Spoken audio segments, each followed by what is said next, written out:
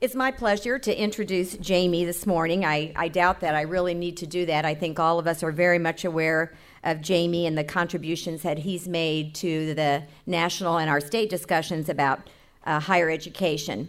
In his current role as president and CEO of the Lumina Foundation, he continues to champion the causes that many of us, all of us, care about as well, increasing education attainment level for all of our citizens.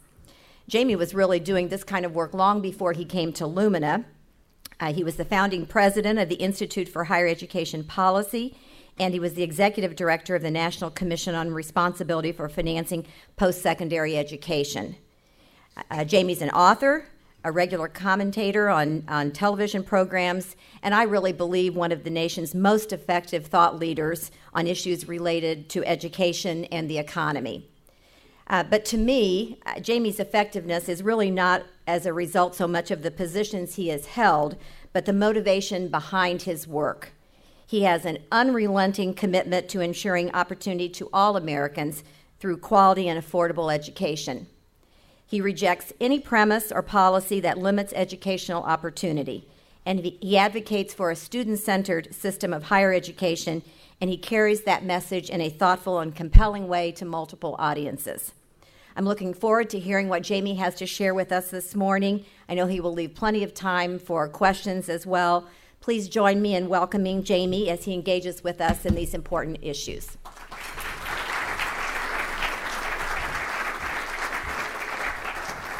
Thank you very much, Teresa. Good morning, everyone. I want to begin by thanking Teresa, my friend and fellow Hoosier. Now, I'm a native New Englander. I spent most of my adult life here in the nation's capital, but for the last 6 years, I've called Indianapolis my home, and one of the great privileges of being in Indianapolis is getting to work with Teresa and people like Teresa. Indiana is a special place. Indianapolis is a wonderful place for me and my family, and it's just been a pleasure to work with you and hopefully work together on our common cause of increasing educational attainment. I also want to thank SHEEO and my friend Paul Lingenfelter in particular for inviting me to join you at this historic gathering. 60 years, as if that's not enough of a milestone for SHEEO. This year, of course, also marks the last annual meeting at which Paul is presiding as your president. Now, I know you're hearing lots of tributes to Paul and his leadership, and I want to take a moment to add my own, both personally and professionally, for all that he's done over the years. Paul's been a thoughtful and a steady leader. He's been a consistent champion for excellence in higher education, and he's been a generous source of wise counsel to us at Lumina Foundation. In fact, Paul's tenure at SHEEO coincides with the creation of Lumina Foundation, so he's been a great friend and really a partner of the foundation from the very beginning. Paul has also been a great source of counsel to me personally, including what I hope he remembers was his very helpful advice to me back in 2008 when I began my tenure as CEO of Lumina Foundation about the untapped capacity of foundations to take risk. Paul, we're all in on the task. I took your advice to heart, and I think we're all the better for it as a result of it. So thank you for everything, truly everything that you've done. In a way, it's difficult to imagine SHEEO without Paul, but of course, the organization and its important work will go on very effectively under George's leadership. You'll adapt to change and in some ways even embrace it because, after all, change is really the only constant we all face in life. In fact, if you think about it, Paul's entire tenure at SHEEO has been marked by sweeping change. Today's higher education landscape is very different from the one he stepped into in 2000, and those changes are sure to multiply and intensify in the coming years. Really, if there were ever a time of change in American higher education, that time is now. So many forces are at work to compel these changes, and as SHEEOs, of course, you deal with all of them, but let me mention just a few in particular. First, of course, is the funding challenge. Without question, finding the money to adequately fund the higher education enterprise is a constant concern.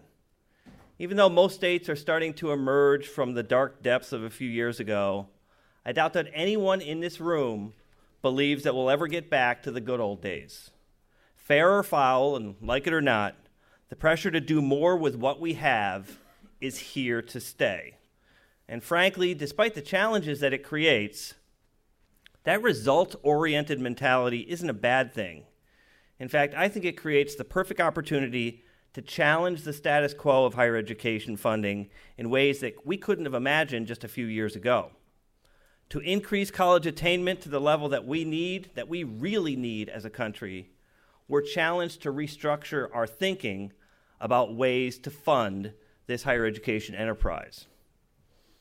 Another obvious challenge in the higher education landscape is the rapid rise of technology. Big data, online programs, social media, these and many other 21st century trends are transforming pedagogy and forcing huge changes in every corner of the higher education system, from assessment and accreditation to student recruitment and support to faculty hiring and development. Perhaps even more obvious, college students themselves have changed. Today's student population is huge and it's growing, and those numbers need to grow even larger in coming years if we hope to keep our economic and social edge and ensure the cohesion that higher education makes possible. In addition to its sheer size, today's student population is also remarkably diverse. In fact, it looks nothing like your parents' freshman class, or even, in my case, as a first-generation college student, my own freshman class. The 21st century student represents all ages and income groups, all races and ethnicities, students pursuing not just four-year degrees, but also adding skills and credentials of all kinds to their personal portfolios. The students you must serve may live on campus or way off campus. They could attend part-time or full-time, and they're likely to enroll in several institutions before they achieve that credential. Today's students also face a variety of challenges that few members of our college classes had to confront. Most struggle to pay for college, often incurring significant debt. A growing number are pursuing college and career, fitting classwork around the demands of their employers. Many are juggling family responsibilities. In short, the student population has grown much larger and infinitely more diverse, and that growth is part of what's transforming higher education. Now, the fourth change that I want to mention, the last change really, might be the most profound.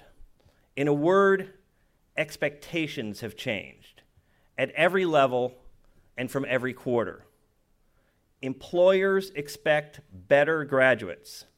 They want degree and certificate holders who are truly prepared for the demands and the complexities of the modern workplace. State leaders and policymakers demand and expect better results. They want institutions to produce more and better graduates at a reasonable cost. In short, they expect a better return on the investment of public education funds. Students and families expect a more responsive higher ed system. They want high-quality programs delivered in a variety of modes and platforms at prices that don't force them to mortgage their futures. These new expectations present the higher education system with a series of challenges, to be sure, but the expectations, in my view, aren't unreasonable.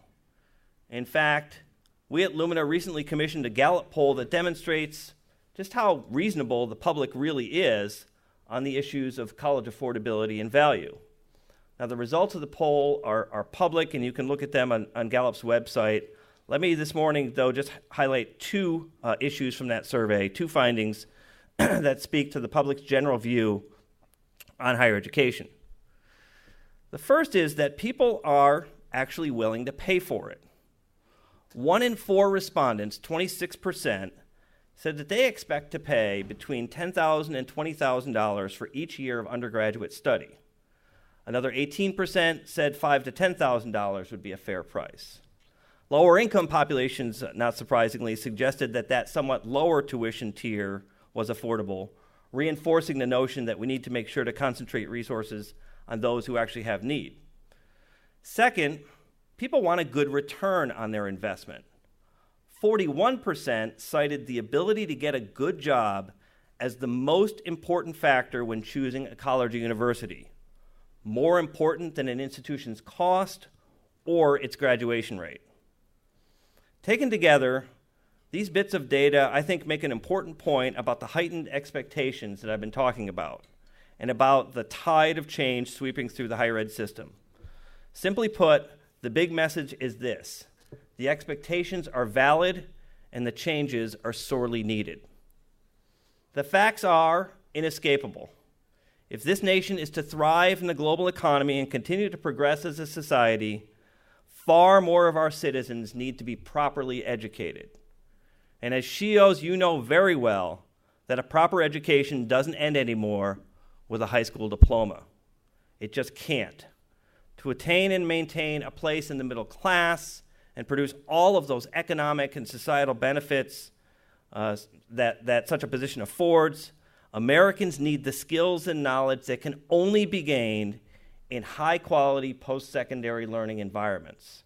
In a word, college is key for all Americans.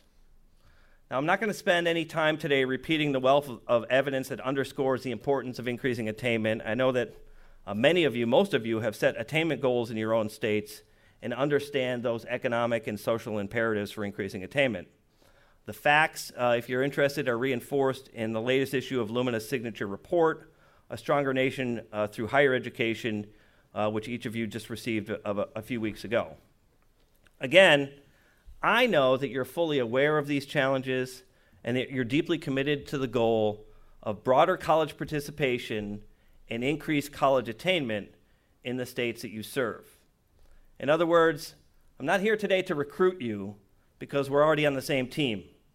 What I'd like to do, though, is perhaps refocus and remind you to constantly challenge your thinking and assumptions about higher education. I want to encourage you to craft creative new models of running this grand enterprise, which promises so much to so many. Now, I've already talked a great deal today about change, and I know we all understand that change is necessary, that higher education simply cannot meet expectations by doing business the way it always has. If you've heard anything from Lumina recently, that's been the message, that the higher education system needs to be redesigned so that it truly serves our needs as a society. This redesign effort is a major undertaking, of course, one that goes far beyond Lumina and that will take many years to accomplish. Still, even though this work is just beginning, system redesign has already become a central focus for us. That's because that we know that it's critical to the achievement of the goal 2025, that we seek. Clearly, a goal this ambitious won't be reached by any well-worn path. We need new routes, new ideas, new approaches to serve much larger numbers of students. In particular, we need to concentrate on those students who, for decades, have been on the wrong side of the growing attainment gap in higher education. Low-income and first-generation students, racial and ethnic minorities, immigrants, and adults. To close those gaps and to meet the full range of societal needs, we need an integrated, fully linked system for developing human capital. Again, we need a redesigned system, one that's flexible, affordable, and relentlessly focused on quality. At Lumina, we're working actively to help design a truly student-centered system, one that ensures access for all types of students, gives those students the preparation and ongoing support that they need to succeed, and enables them to earn credentials that demonstrate real and relevant learning. So how will this redesigned system actually work? Now, obviously, there are a lot of parts to the puzzle, and it's too early to see it in very much detail. Still, I think we can begin to describe it, and we can listen to students and others who can help define it for us. We know the basic aspects of the system the nation needs. At its core, it's a system that offers multiple, clearly marked pathways to various levels of student success. Pathways that are affordable, clear and interconnected, with no dead ends, no cul-de-sacs, and plenty of on and off ramps. We need to understand that the way to build those pathways is to understand that fundamentally they are all based on learning. Degrees and other post-secondary credentials should represent well-defined and transparent outcomes. We need to guarantee that all learning counts, no matter how, when, or where it was obtained. We need to guarantee that no one ever has to take a course to get credit for learning something that they already know. Every credit should represent learning and should therefore be transferable and applicable to further education. Accomplishing this is not, pardon the pun, an academic exercise. Only by developing a deeper understanding of the learning outcomes of higher education can we actually ensure that all learning counts. With this understanding, we can also create so-called directed choice programs for undergraduates, sometimes referred to as guided pathways. To help students reach goals for degrees in employment, these programs often package courses and transfer modules so students can navigate efficiently among various types of institutions. Now, guided pathways programs are just one aspect of this redesigned system, but they're a step in the right direction, and they say a lot about how the system is evolving. In the best scenario, this new system will be one in which every student knows where he or she is going, how much it will cost to get there, how much time it will take, and what to expect at the journey's end, both in terms of learning outcomes and career prospects. Now, we don't have a lot of luxury of time to make this system a reality, and change is never easy. But the payoff for implementing this change will be huge. Now, let's begin by exploring this change in two steps. First, I want to talk about two mega shifts in thinking that undergird this new system. And the second is, I'd like to cite just a few instances where these so-called smaller changes are actually happening. A handful of real-world examples where pieces of this redesigned puzzle are actually beginning to emerge. So the big picture first. The two new major perspectives in American higher education. For many decades, if not from the very beginning, our higher education system has been organized around institutions and measured by time. Put another way, institutions have been the focal point of the system, and time, defined by the credit hour, has been the lens that we've used to view it. Those long-held perspectives won't be enough to educate many more Americans. They need to shift. The institutional focus, the idea that decisions and funding and policy should respond to the needs of colleges and universities, must be replaced by a focus on meeting the needs of students and, by extension, the needs of society. Just as important, the time-based method of keeping score in higher education must be replaced by one that measures and rewards what truly matters: student learning. It's hard to overstate the importance of this point when it comes to the redesigned higher education system. We must focus on learning outcomes as the true measure of educational quality. Not time, certainly not institutional reputation, but genuine learning. That is, competencies informed by the real world in which students must thrive. Again, this shift to a student-centered, learning-based approach represents that big picture. It's the foundation on which we build that overarching, fully linked system of education that runs from pre-K through higher education into the workforce and beyond. Once that shift is made, it becomes possible to take other vital steps. For instance, we can align assessments and certifications at the various levels of education to prevent duplication and timely completion of programs. We can create and refine financial aid programs and funding models that incentivize actual outcomes, paying students and institutions for what's actually learned, not for time on task. We can clearly define career ladders and pathways for students to follow. And we can assure employers that graduates will have the knowledge and skills they truly need to succeed in the modern workplace and better understand from employers what they're looking for. Now, of course, from your perspective as state higher education officers, This fully linked system extends beyond what you might typically consider your area of responsibility. In fact, it extends in two directions, back into the K-12 system and forward into the workforce. And that's another vital change, I think, in perspective. In an education system that's truly student-centered, your area of responsibility can't begin in year 13 and end after graduate school. Rather, you and other higher education leaders must share responsibility all along the pipeline with educators at every level for the success of each student. Now, I get it. This is a monumental task. And I know, and I won't deny, the challenges that are involved in getting there.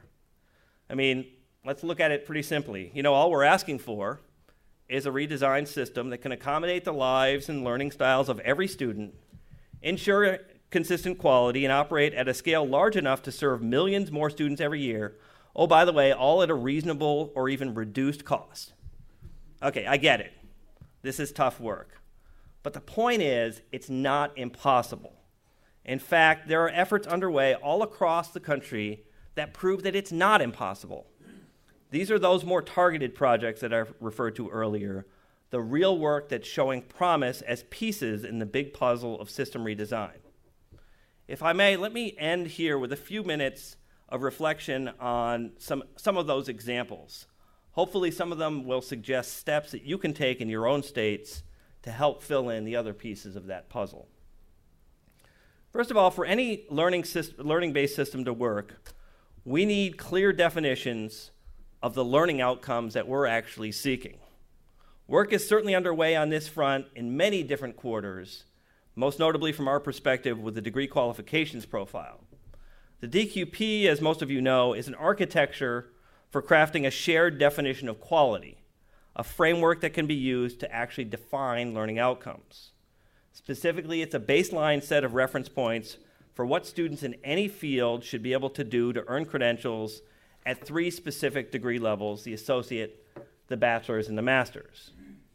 For more than 2 years, the DQP has been tested by faculty-led teams at, frankly, we've lost counts, but roughly somewhere around 300 institutions in more than 30 states, representing virtually every sector of nonprofit higher education. And some of you are involved in that work and have been critical to its success.